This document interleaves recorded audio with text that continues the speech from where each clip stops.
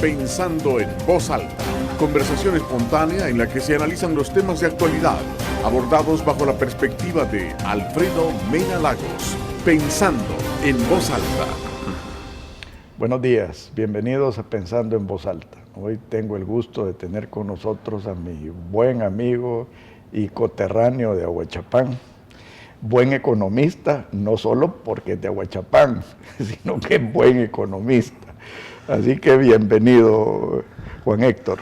Muchas gracias por la invitación, Alfredo. Un placer estar nuevamente contigo y, por supuesto, buenos días a los televidentes y un abrazo fraternal. Gracias, Juan Héctor. Bueno, yo creo que el caso que nos está acosando a toda la sociedad, porque sinceramente es una barbaridad la que se está queriendo plantear, es el caso de las pensiones. Quisiera empezar este análisis, Juan Héctor, primero el por qué se cambió el sistema. Yo tengo dos motivos. Uno, de que el sistema antiguo de reparto estaba quebrado. Y segundo, que iba rumbo a ocasionar un déficit fiscal peor que el que tenemos ahorita. Bueno, mira, esto de las pensiones se ha vuelto un tema casi universal. Yo creo que los pocos países que se resisten a entrar a una reforma es Alemania. Entonces, tú y yo sabemos, tiene plata. Tú y yo sabemos que Bismarck fue el que prácticamente creó en la última cuarto del siglo antepasado el sistema. Pero ha sucedido que todos los sistemas de reparto están fracasando por cuestiones como el cambio demográfico. Matemáticas. El cambio demográfico. La pirámide se ha invertido. Antes era así, tenía una base de sustentación de muchos contribuyentes jóvenes y los que estaban jubilados eran pocos. Ahora, con los avances en la medicina y otras cosas que han ocurrido, los pensionados han ido aumentando. Hay la medicina también, que ha hecho que la gente viva más años. Y lo otro es que la tasa de la natalidad, que sí, ha bajado. Exactamente, otro factor. Pero en el caso nuestro, la verdad es que yo cuando estaba en ANEP, ahí detectamos ya, Alfredo, de que la curva entre la oferta, es decir, las reservas matemáticas y la demanda de pensiones iba a cruzar. Era inevitable. Y como en ese momento ya teníamos conocimiento de la reforma que había iniciado José Piñera en Chile. En Chile, bueno, aquí se nutrió, creo que en buena medida, del sistema chileno que le han adoptado otros países europeos inclusive. El otro problema, y hay que decirlo con toda franqueza, yo fui director un tiempo del Seguro Social, miembro de junta directiva, y yo me di cuenta de muchas anormalidades que ocurrían. Te estoy hablando ahí por el 92, quizás 92, 93. Y la verdad es que se abusaba de los recursos del Seguro Social. No estoy hablando yo necesariamente de sustracción directa de recursos, sino que las autoridades de ese momento ponían los recursos en los bancos aquellos que le pedían los bancos, o un funcionario de alto nivel, pagando tasas muy bajas, los rendimientos eran muy bajos. Y entonces esa serie de factores se fueron combinando en una inercia, yo diría, o más bien una simbiosis ahí un poco rara, al punto que se volvió inevitable la reforma.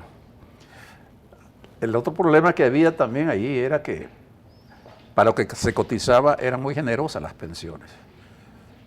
Y había gente que también, cuando se cambió al otro sistema, pues se beneficiaron de gente que tenía allí puestos importantes en el gobierno y entonces se favorecieron con pensiones que ahora están siendo cuestionadas.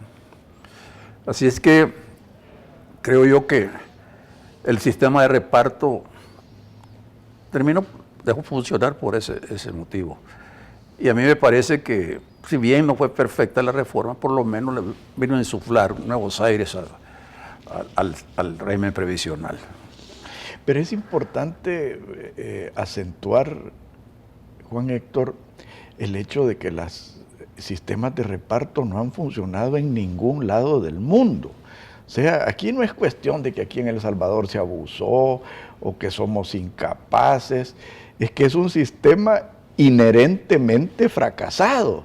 O sea, la matemática, como tú muy bien dijiste, la reducción de la tasa de la natalidad, la prolongación de las expectativas de vida, lo oneroso que son las pensiones, porque hay países, vaya, ponte Grecia, para ver un último ejemplo, personas que se retiran a los 40 años. ¿Sí? Eso es un abuso, o sea... No, y bueno, aquí hemos hecho algunos comentarios tratando de asimilar el caso de Grecia al caso nuestro, porque realmente ese caso particular, país que admiramos por muchas cosas, por ser la heroica, más que todo por su historia, ¿verdad? No por otra cosa. Sí, exactamente. Y bueno, fueron muy generosos. Yo leí mucho cuando estaba... Generoso es ponerlo diplomáticamente. Sí, generoso es cierto. Entonces, digamos que se abusó. Y en España aparenta ir por ese mismo camino, porque las prestaciones que se dan son relativamente altas en comparación con la de retiro, aunque todos los países, y esto hay que tenerlo claro, todos los países que están haciendo reformas se refieren a las variables paramétricas, la edad, la cotización, los años de servicio. Y tú sabes que en España se subieron las... Yo te puedo contar una anécdota. Andaba yo en Maastricht en una reunión, me habían invitado a una conferencia del Instituto Europeo de Administración Pública para hablar de la integración monetaria de Centroamérica. Íbamos caminando con un grupo de amigos ahí, que por cierto creo que tu primo Mario Acosta fue en ese viaje, no sé, porque hicimos varios viajes. Y de repente, caminando ahí, ya por el centro de Maastricht, un señor se nos acercó y, ¿ustedes hablan? Sí, hablamos español. Yo también, digo. Es que yo soy de España. ¿Y qué ando haciendo aquí? Disfrutando de mi pensión, dice. Ya tengo 10 años, pero usted no tiene ni 60 años. No, pero estoy disfrutando de mi pensión, tengo 10 años de andar viajando por Europa, dice, porque a costa del dinero de los otros contribuyentes. Y entonces eso me quedó grabado, ¿no? Qué increíble. Claro, en el caso ha salido a luz pública, en el caso de Grecia, fue tremendo, ¿verdad? Es tremendo, porque todavía no lo han... No, y se está apuntando de que ahora con una crisis en las puertas, Grecia nuevamente puede caer, aparte de la ayuda que le ha dado la Unión Europea, o más bien Alemania fundamentalmente, va a caer otra vez en una crisis. Ahora, pasemos al próximo paso, Juan Héctor. El propósito de las reformas. Acordate que yo cuando fui comisionado presidencial fui instrumental en hacer esta reforma. Y sé de primera mano que los propósitos principales de la reforma de pensiones era primero modernizar el sistema. Segundo, individualizar la responsabilidad de tu propia pensión, o sea, no solo responsabilidad, sino que seguridad. Y tercero, generar un esquema en que hubiera competencia y eficiencia. En esto se falló. Y después vamos a pasar a los errores que se cometieron. Pero ¿te parece que esos fueron los propósitos de la reforma? Definitivamente. Y es que ya no era viable. En el 68 se cruzaron las dos curvas. ¿Y cómo se hacía? Las reservas técnicas, matemáticas se agotaron.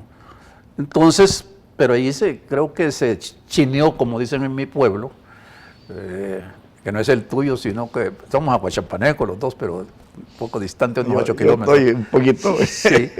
Yo soy de Ataco. Sí, entonces se arrastró demasiados problemas.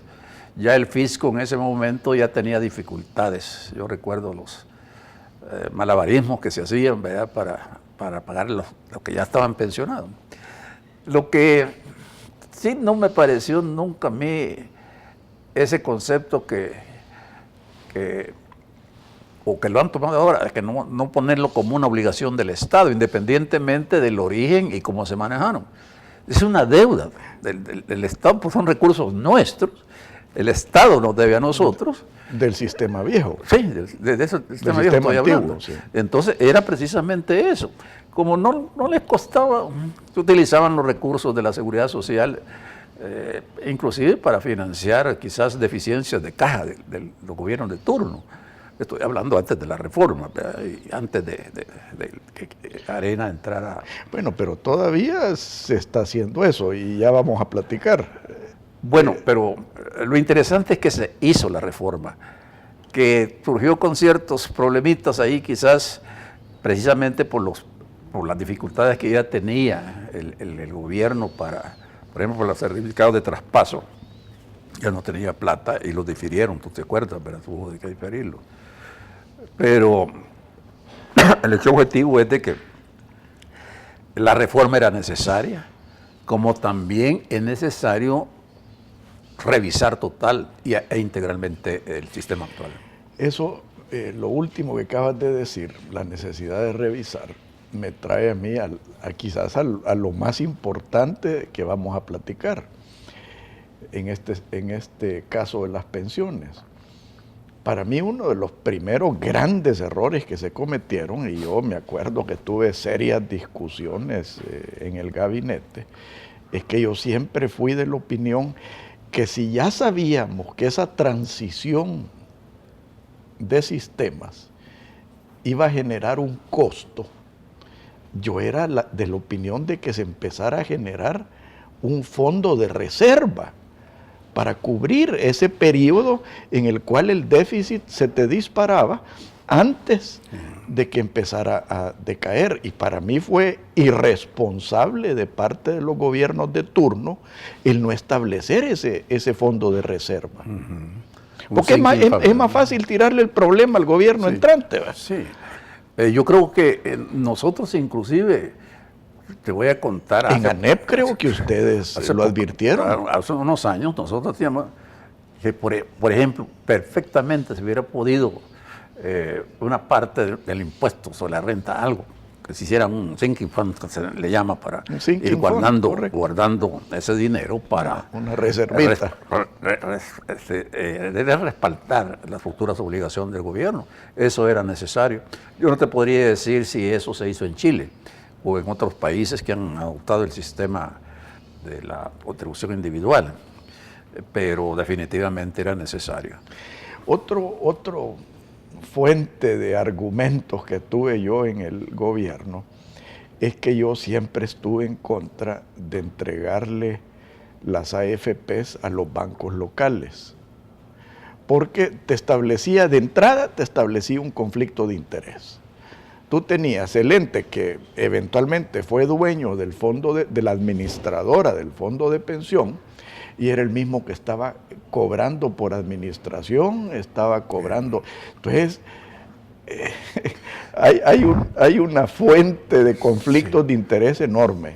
Definitivamente, en eso estamos de acuerdo.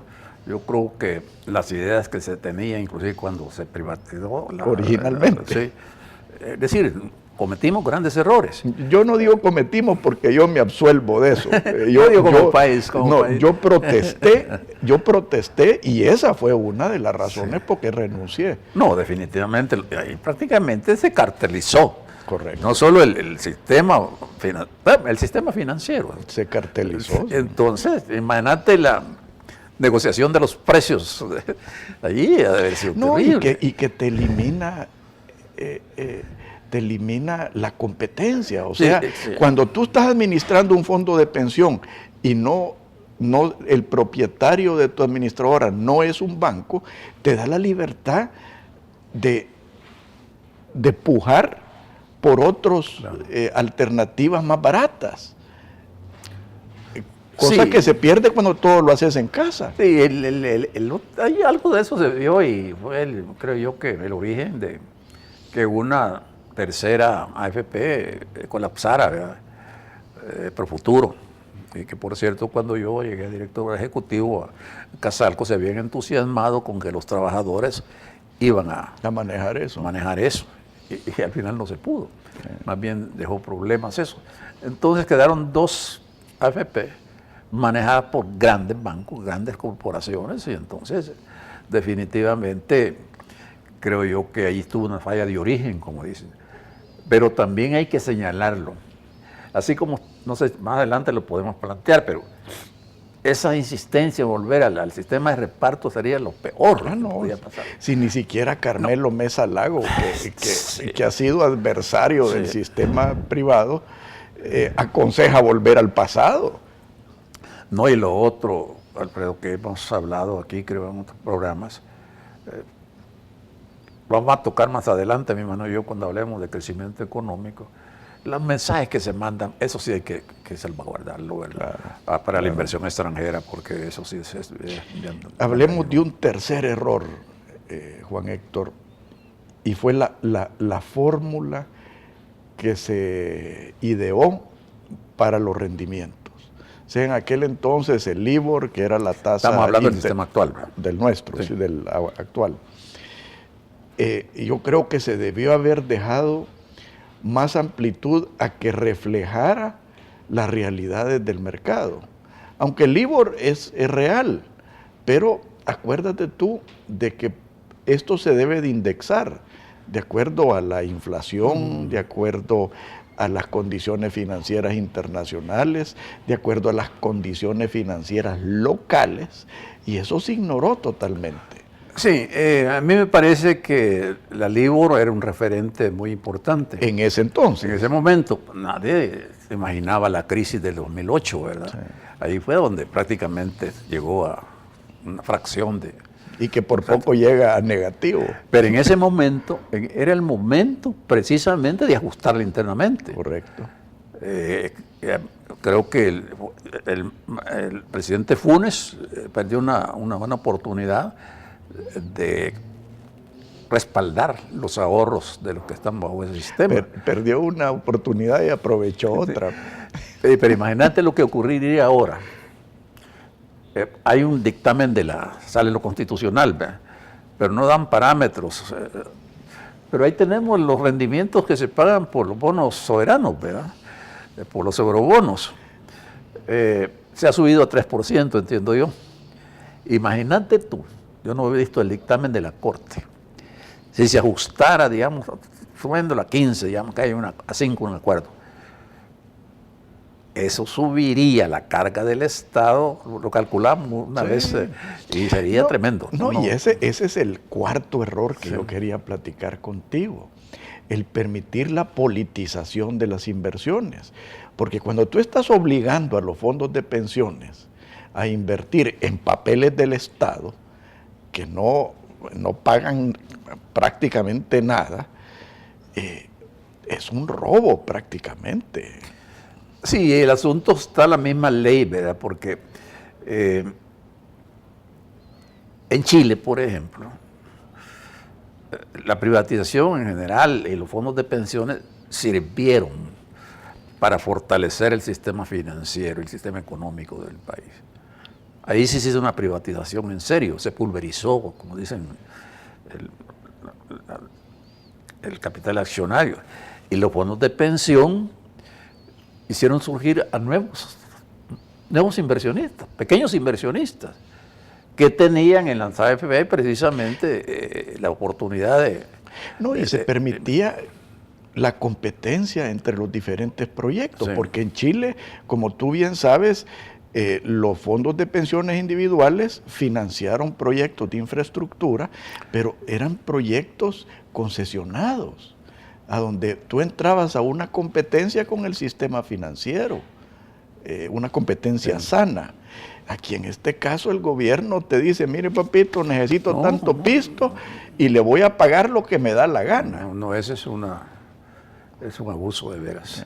Pero nuevamente nos lleva al tema, al origen del problema. Eso de haber pospuesto demasiadas soluciones, principalmente en el campo fiscal, y no necesariamente estamos de impuestos, que ya, como le decía en una columna de estos días, está en momentos de una fatiga fiscal, porque en las últimas administraciones han metido impuestos por... Bueno, eso me abre la puerta para el próximo segmento, que ya me hicieron señas. la fatiga fiscal, económica y social en la que hemos entrado como sociedad. Por favor, no nos cambie, ya volvemos.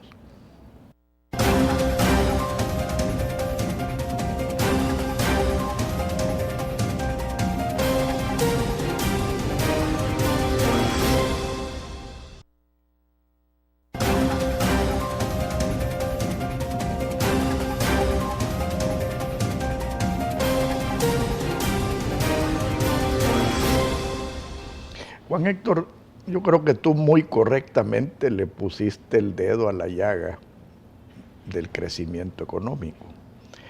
Y yo creo que especialmente concierne a la falta de confianza. Y falta de confianza en los sistemas regulatorios, que en el mejor de los casos es burocrático. En el peor de los casos está diseñado para permitir el abuso. Sí, bueno, unos asimilan, por ejemplo, el papel de una sala de lo contencioso administrativo como parte del proceso de la transición democrática en el país y que ahora la separación de poderes. Pero, por ejemplo, es el prototipo y como le dice nuestro buen amigo Roberto Rubio, no sala contencioso, sala contenedora, le dicen, porque contienen todos ahí, ¿verdad? Y ahí hay que decirlo, mira, a esta sala han recurrido privados fundamentalmente, pero también presidentes del Congreso, ¿verdad? Para saltarse o irse por los portillos del que brinda la misma ley. Pero hablando concretamente de la parte regulatoria, pues sigue siendo un problema aquí en el país y desafortunadamente no entendemos los mensajes que nos mandan los organismos internacionales que evalúan. El Salvador cada vez en competitividad va para atrás y obviamente eso lo ven inversionistas extranjeros. Yo no sé qué es lo que pesa más también, ¿verdad? Si ese trámite burocrático o esa práctica inveterada de detener todo, a veces quizás detrás hay una segunda intención, pero a pesar de los intentos que se han hecho, no veo que camine. Fíjate que en el primer gobierno de Arena, el Banco Mundial dio un préstamo, si no recuerdo mal, de $18 millones para ver cómo se mejoraba la competitividad. Fuimos en un viaje, no recuerdo si tú fuiste a Malasia, sí, Singapur. Tú organizaste. Yo encabecé un viaje donado por el Banco Mundial. Y bueno, que inclusive fue el señor presidente. Sí. O sea, Salvador Sánchez Serén era de los... Sí, y mira, y seguimos lo mismo. Y eso indudablemente desalienta la inversión. Agreguemos el clima de inseguridad, ¿verdad? No solo inseguridad física, sino que jurídica. Así es, sí. Porque los mensajes que se mandan cuando tienes certeza sobre que algo se va a respetar, pero a la vuelta de la esquina le están dando vueltas las decisiones, entonces es un país que institucionalmente no está bien. No, y cuando se ocupan las instituciones regulatorias beneficiar a unos cuantos, pues, o sea, aquí tú has sido testigo de mi lucha en contra de las prácticas monopólicas, que son privilegios que ha vendido la clase política, porque esa es la realidad, son privilegios comprados. Pero ahí tenemos nuevamente, ahí en la sala de contencioso administrativo, sabemos casos pues, de grandes compañías que están en determinado sector. Hay dos empresas que entraron en conflicto y manipularon los precios. Estoy hablando de un caso quizás de más de 10 años, ¿verdad? Algunos piensan que esto en gran parte ha sido como algo emblemático en las sentencias que ha puesto la Superintendencia de Competencia, pero que no se han cumplido sus dictados y se han entrampado ahí en la sala de lo contencioso administrativo. Ahí como que es el shock absorber, ahí donde se van a dar todos esos casos donde las prácticas monopólicas están a la orden del día. Y claro, uno puede identificar grandes empresas de consumo grandes masivo. sectores. Sí, sectores incluso, ¿verdad? Pero francamente, en eso estamos también bastante complicados nosotros. Y yo diría que lo que empeora la situación es empleomanía que se ha creado, especialmente en los últimos gobiernos. Empleomanía política. Exactamente, el clientelismo político, ¿verdad? Y ahí de los más altos salta la persona de más bajo rango en una organización. Entonces se hace una cadena, ¿verdad? Pero cada vez más difícil de romper, ¿verdad? Porque cada uno va haciéndose importante. Creo que es, no recuerdo mal si es la ley de Parkinson la que habla de eso. No va a ser Parkinson sino que la ley de Parkinson en la que grafica esa situación, cómo las instituciones gubernamentales desarrollan una dinámica que se va por inercia y haciendo más complicada la organización y por supuesto el cumplimiento de los objetivos fundamentales, ¿verdad? No, y es doble daño, porque no solo es lo que te cuesta mantener esa empleomanía política, sino que está diseñada para entorpecer el desempeño económico de una sociedad. O sea, muchas de estas gentes que entran para justificar sus puestos, entorpecen a través de regulaciones y que también no dejemos de lado la famosa mordida, ¿verdad? Que entre más complican las cosas, algunos tienen que recurrir a la famosa mordida para desentrampar lo que nunca debió estar entrampado. Bueno, digamos que esas prácticas, Alfredo, y eso nos debería llenar de contento o de satisfacción, ¿verdad? Son prácticas realmente que pasan a lo largo y ancho de América Latina, ¿verdad? Y tenemos referentes, y es el caso de Petrobras, es escandaloso. Afortunadamente parece que la entidad que maneja aquí, CEL, como que ya se deshizo de esos contratos que habían firmado con esas empresas, ¿verdad? Porque ahí es donde está un problema también bastante grande. Hay, como lo que yo le llamo un efecto perverso. Si los grandes los hacen, ¿y por qué no lo vamos a hacer nosotros? Y eso se replica en otras cosas, ¿verdad? Que se vuelven hasta un desafío a la inteligencia. A la dignidad de una sociedad. Cuando dicen, no, así lo hicieron los pasados gobiernos, pues también nosotros tenemos licencia para hacer lo mismo y aumentado, ¿verdad? Si esas cosas se ven a los altos niveles, mi querido amigo, también comienza en la base también de la pirámide. No, y es una fuente de frustración, de cólera, diría yo. Tú sabes que mi padre se crió en Alemania y él vivía frustrado con el desempeño de este país, aunque en esos tiempos el desempeño era muy superior al de ahora. Pero yo me acuerdo que mi papá siempre me decía, mire, me decía, estos pueblos están condenados, me decía. Y yo siempre le decía, mire, papi, le decía, si usted está condenando al pueblo, me está condenando a mí, le decía. Y siempre me contestaba, entonces luche para cambiarlo, porque así como están condenados. Y quizás por eso estoy sentado aquí, en esa lucha a veces frustrante de tratar de cambiar las cosas. Lo que pasa es que aquellos que te conocemos desde tiempo, creo que tienes la suficiente autoridad moral y el conocimiento de la problemática en poco tiempo que tuviste en la administración pública, un puesto muy importante, comisionado para la modernización del Estado. Entonces, sí, uno he encontrado amigos en estos días, ¿verdad? Porque cada vez el país como que se deteriora más. Y nos remontamos a los tiempos nuestros, ¿verdad?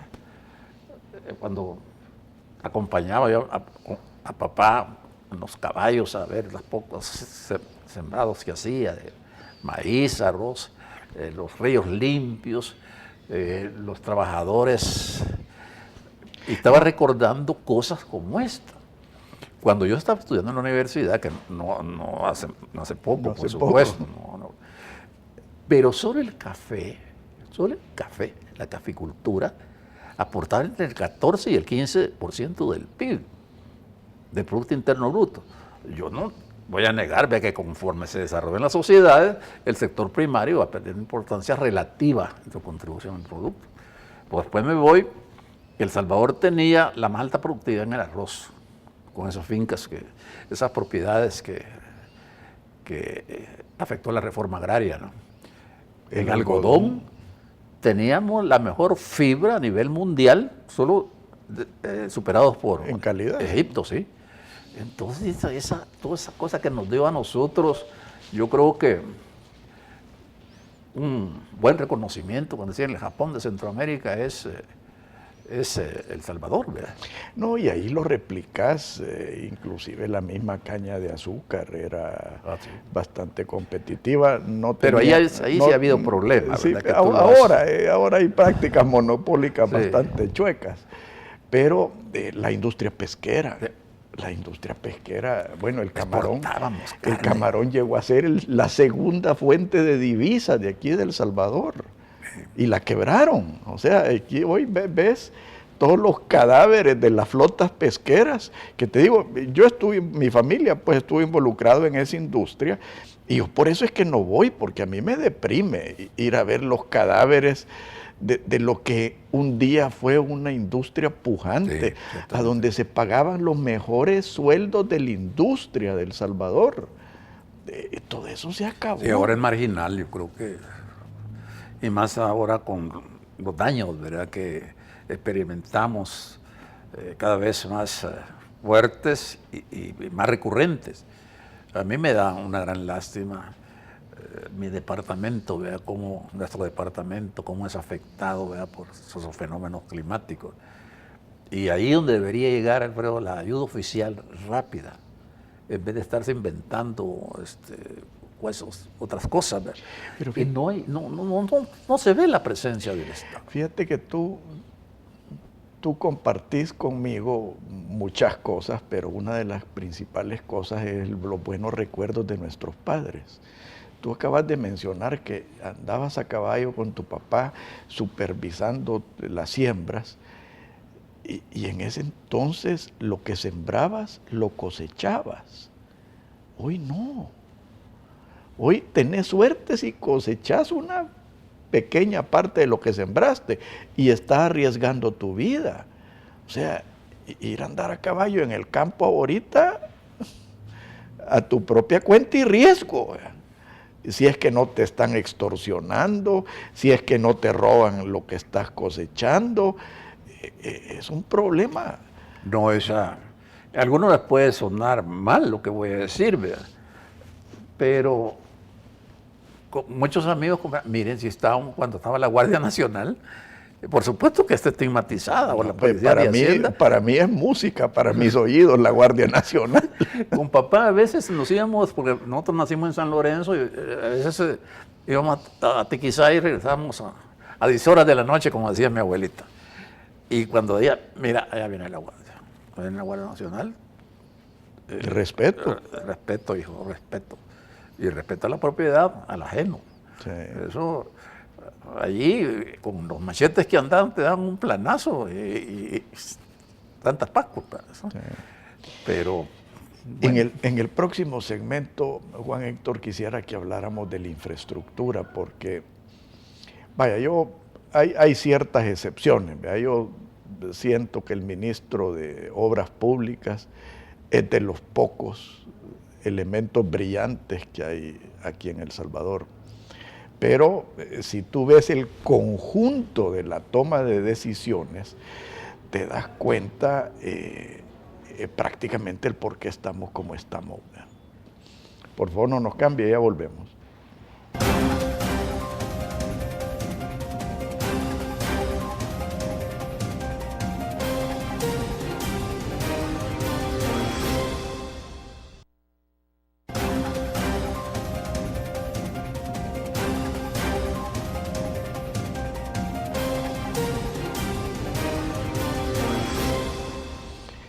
Juan Héctor, a mí me da tristeza, cólera, a veces asco, escuchar a algunos personeros del gobierno, y no voy a mencionar nombres porque creo que no viene al caso, pero hay gente que todavía está alabando el sistema venezolano, el sistema cubano. Esta gente como que está viviendo en los años 50 y como que en los 90, a donde fracasó y se desmarimbó el sistema socialista, para ellos ese periodo no existe, mucho menos las lecciones que debieron haber aprendido, ¿verdad? Y entonces, ¿por qué traigo esto? La infraestructura. A mí me da tristeza y preocupación que el gobierno de Estados Unidos se retiró del apoyo técnico a la modernización del aeropuerto. ¿Tú sabes algo de esto? Lo que ha salido en los periódicos, pero ciertamente es preocupante, porque más allá del odio que le tienen al imperio, algunos, ¿verdad?, entre comillas, la verdad es que es nuestro amigo. Lo que Estados Unidos nos ha extendido la mano, siempre. Y es ya no digamos que tiene a la cuarta parte o más de la población salvadoreña. Ha abrigado. Ojalá que no llegue Trump, pero no sé si, porque yo creo que eso sería, no va a llegar ni a primera base, ojalá. Pero realmente cuando se publicita eso, con los adversarios que tienen en el Congreso, porque hay unos adversarios del país, pero fuertes, que tienen la llave ahí para la ayuda. Entonces, bueno, ¿y qué está haciendo nuestro país, pues? Creo que mucho tiene que ver por la politización también de las instituciones. Pero fíjate tú que en este caso CEPA, bueno, han pasado excelentes profesionales y empresarios, ¿verdad? Y no ha habido forma de enderezar las cosas. Ahora, fíjate que no siempre es la politización, Juan Héctor. Y te quiero poner de ejemplo el caso del aeropuerto. Parte del problema es que no se quiere concesionar. O sea, y la concesión es la solución del aeropuerto. O sea, tenemos el ejemplo de Costa Rica y Panamá, ¿verdad?, que han tenido un gran éxito, no solo en la ampliación de su infraestructura, sino que en la generación de tráfico aéreo. Entonces, ¿cuál ha sido uno de los grandes obstáculos para la concesión del aeropuerto? Los intereses creados de la aerolínea local, entre comillas, que no quiere que se concesione. Entonces, cuando tú concesionas competitivamente, ponte el aeropuerto, te ahorras varias cosas. Uno, la inversión la hace el concesionario, es decir, lo posee en el contrato.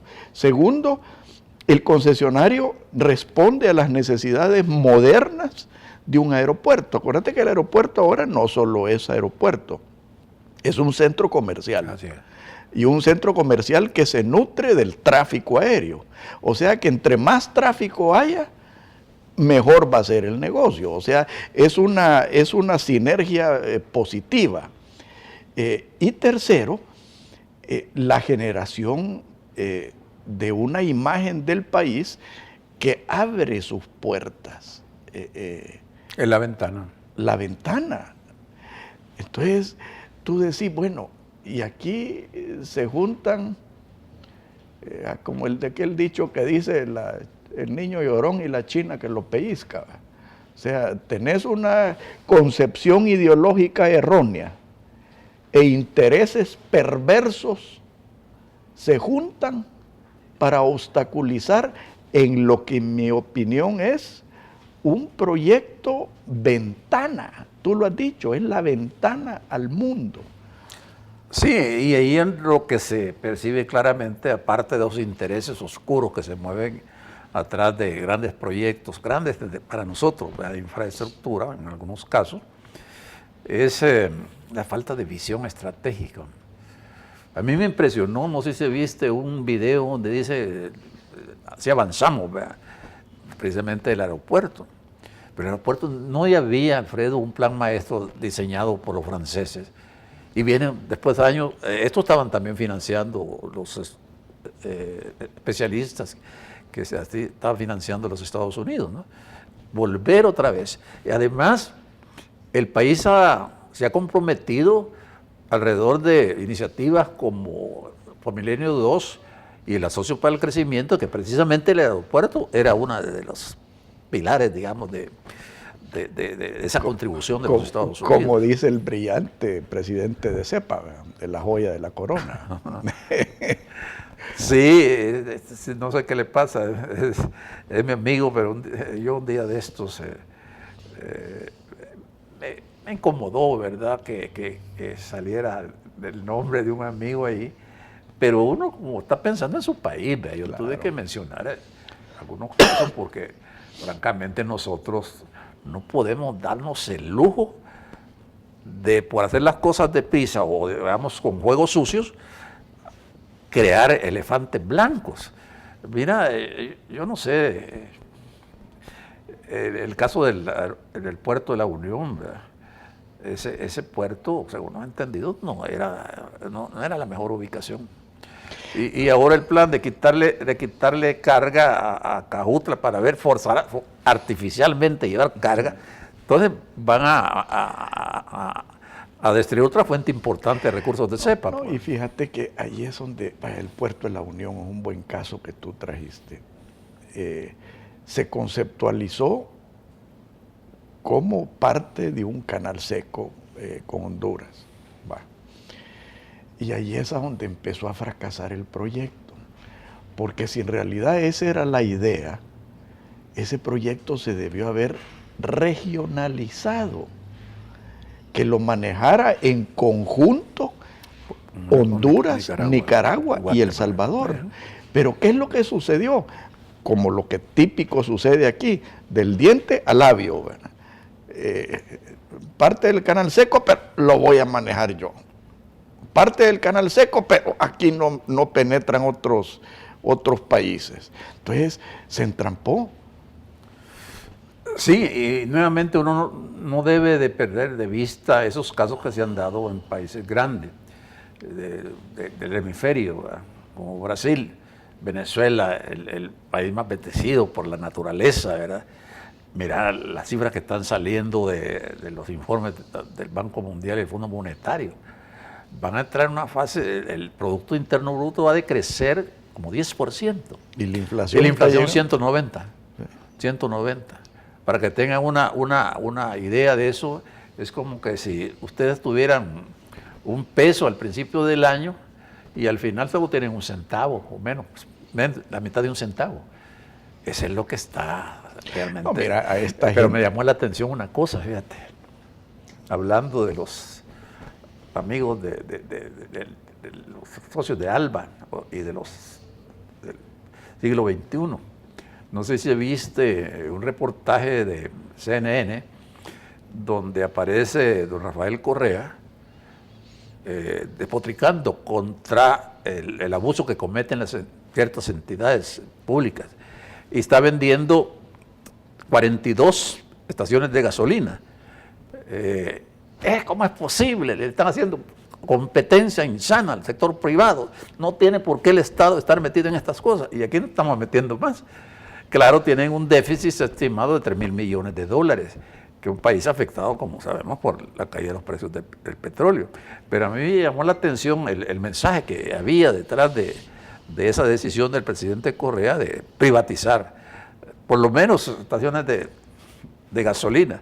Claro, hasta un experto de eso, lo más que le puede rendir son $150 millones, ¿verdad? Pero con eso no alivia nada. Pero es el mensaje. El mensaje, se ha vuelto demasiado pesada la carga para estos países. Y en vez de ir avanzando, digamos, en abrir los espacios para más mercado, la gente es más Estado. Anda reivindicando que el todopoderoso Padre Estado, ¿verdad? Entonces, hay que reconocer, Alfredo, que aquí, y lo hemos conversado, tú creo que, bueno, las razones porque saliste desencantado, ¿verdad? Quizás tu primer cargo como funcionario público. Primero y último. es que todavía aquí hay formas primitivas de mercantilismo todavía. Entonces, y se pueden identificar, ¿verdad? Y eso no importa el gobierno que esté, siempre habrán intereses que las manejan, ¿verdad?, de alguna manera para gozar de privilegios a los que no tienen acceso a la mayoría de empresarios. Claro. No, mira, si aquí, aquí nos engancharon con una sociedad de mercado y nos dieron una mercantilista. Nos engancharon con una sociedad de oportunidades y nos dieron una sociedad de privilegio. Y nos ilusionaron con la democracia y nos dieron la partidocracia. Exactamente. O sea que es el título de mi libro. Democratura, le llama un amigo alemán. Eso se llama democratura. Sí. Democracia con dictadura, decía. Sí. O dicta blanda. ¿Estás escribiendo un libro? Sí, se titula Ilusión y Engaño. ¿Así? Sí. Nada más que tengo que disciplinarme. Esta ventana que tenemos de 3 años sin elecciones me va a dar la oportunidad de hacer crítica constructiva sin generar daño político. Fíjate que coincidentemente yo estoy pergeñando las primeras ideas para otro libro que voy a escribir. Las cosas que no pude decir en mi anterior libro. Y se va a llamar Yo estuve allí. Ahí voy a contar cosas que viví personalmente, que todavía algunas permanecen como secretos de Estado. ¿Y esto es en ANEP o a dónde? No, tú sabes que yo, es decir... Es que tu época más conocida es tu época de director ejecutivo de ANEP. Bueno, pues nos abrimos, pues hay aquella confrontación así desgastante que hacían los administradores anteriores, pues teníamos un comité ejecutivo, bueno, presidido primero por Camilo Bolaños y después por Roberto Vilanova, ¿verdad? Que a mí me dieron, realmente se lo agradezco la oportunidad, inclusive planteamientos que hacía yo públicamente. No, mira, y yo te voy a decir, mira, en la empresa privada hay gente valiosa, digamos. Yo tuve la dicha de, en los primeros años de comisionado presidencial, tener a Kuki Vilanova de presidente de ANEP, tener a Coqui Sabla de presidente de FUSADES, que compartíamos una filosofía, una visión que daba gusto y entusiasmaba. Pero cuando tú empezaste a ver las resistencias y empezaste a ver los deseos de convertir todo el esquema en una piñata, ahí es a donde te empieza a desencantar. Fíjate que justamente en un evento en el Banco Central, ya estaba Kuki, Roberto Vilanova, y me ayudame con un planteamiento así estratégico. Tocamos el tema de la infraestructura, de que hemos estado conversando un poquito, pero ahí nosotros nos imaginábamos un tren que corriera todo el istmo centroamericano. Correcto. Antes de que lo planteara la Comisión de Desarrollo. Un plan de, digamos, el canal seco y la transversal. Y bueno, nuevas pistas, ¿verdad? Donde la conectividad realmente funcionara. Inclusive yo hice unos cálculos ahí sobre la demanda de vivienda y lo que debería de invertirse, ya con una función social, si tú quieres, para la familia que realmente lo necesita, los sectores más vulnerables. Ese es digamos, de los mejores legados que puede dejar un gobierno que tenga una sensibilidad social sin adjurar, sin vilipendiar el mercado, ¿no? En Estados Unidos, el sector inmobiliario pues es el que mueve la economía. No, y en ese sentido, esa visión que te digo yo que compartíamos con Jorge y con Roberto, estaba diseñada a generar un círculo virtuoso. O sea, inyectarle dinamismo a la infraestructura, a la competencia, a la inversión. Y mira a dónde terminamos. O sea, sí, y fíjate que esos ejemplos que nosotros los tomamos de referente de los tigres asiáticos, sí, bueno, yo fui por lo menos en 2 misiones ahí, a Alemania, a ver cómo era el sistema de seguridad social y los controles que había. Yo recuerdo que fuimos a visitar a la Contralora General la presidenta de la Corte Suprema de Justicia, y iba con el doctor Méndez. Mingo Méndez. Sí, Mingo Méndez. Y bueno, dice, mire, aquí en Alemania, lo único secreto son los recursos para la seguridad nacional. De ahí todo. Es abierto. Entonces tú hablas con un alemán, tú tenés muchas relaciones, tu papá vivió allá, entiendo, ¿no? Entonces la gente misma te dice, a nosotros, ciertamente, todo nos quita plata el Estado, pero lo vemos reflejado inmediatamente en las obras, ¿verdad? Yo no te voy a decir que aún países como ese están exentos de corrupción, porque las hay, ¿verdad? No, pero realmente esas son minucias, sí, comparado con... Yo no sé si tú te recuerdas, un miembro del grupo que fue con nosotros a Asia, era un sindicalista, no me recuerdo el nombre de él, pero es uno de las anécdotas más simpáticas de ese viaje. ¿Tú te recuerdas que fuimos al puerto de Singapur? Singapur, sí. Y nos atendió el gerente del puerto. Sí, un inglés. O sea, y entonces él nos estaba contando que cuán efectivo y eficiente era el puerto y que estaban en proceso de privatizarlo. Y este muchacho que andaba con nosotros, yo creo que inocentemente le preguntó, mire, ¿y ustedes si son tan eficientes, por qué están privatizando el puerto? Y él le contestó, porque vamos a tener que competir contra puertos privados. Es impresionante es lo que han hecho. Bueno, es parte de la herencia inglesa, ¿verdad? Sí. Por ejemplo, el servicio civil, allá, por ejemplo, en Singapur, los ejecutivos ahí que trabajan para el gobierno, los salarios compiten con los de la empresa privada, pero tienen esa cultura del servicio civil heredado de Inglaterra, ¿verdad? Y acordate las sanciones que hay por tirar una colilla de cigarrillo, ya no va a llegar a cortar una flor de ese aeropuerto fabuloso que tienen, ¿verdad?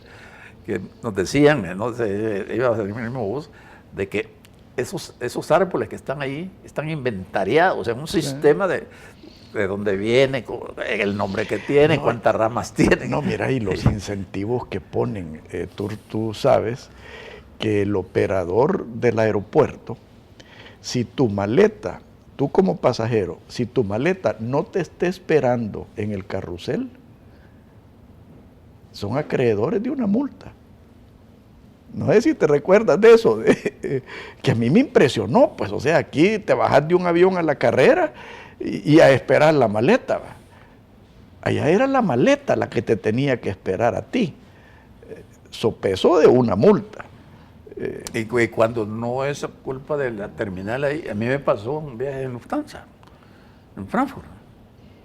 En otro viaje que hicimos para estudiar el sistema económico, social y político alemán, de los tantos viajes que hicimos. Entonces, cuando yo fui a reclamar la maleta, no apareció la maleta. Pero inmediatamente chequearon que el problema estaba en Miami. Y que me dijeron inmediatamente, no se preocupe, señor. Su maleta se la prometemos a las tales horas.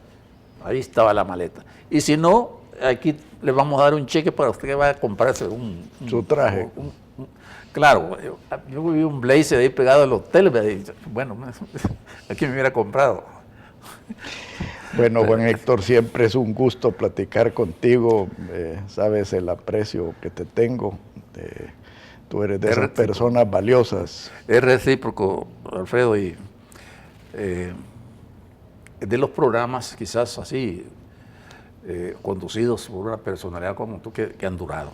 ¿Cuántos años tenés ya? 16 años tengo. Imagínate tú, ya es una institución. Gracias a Tony Safie, sí, porque gracias a él que este programa ha sobrevivido. No, bueno, y al conductor, pues, o el que saca la cara, sí, y el que eleva la voz.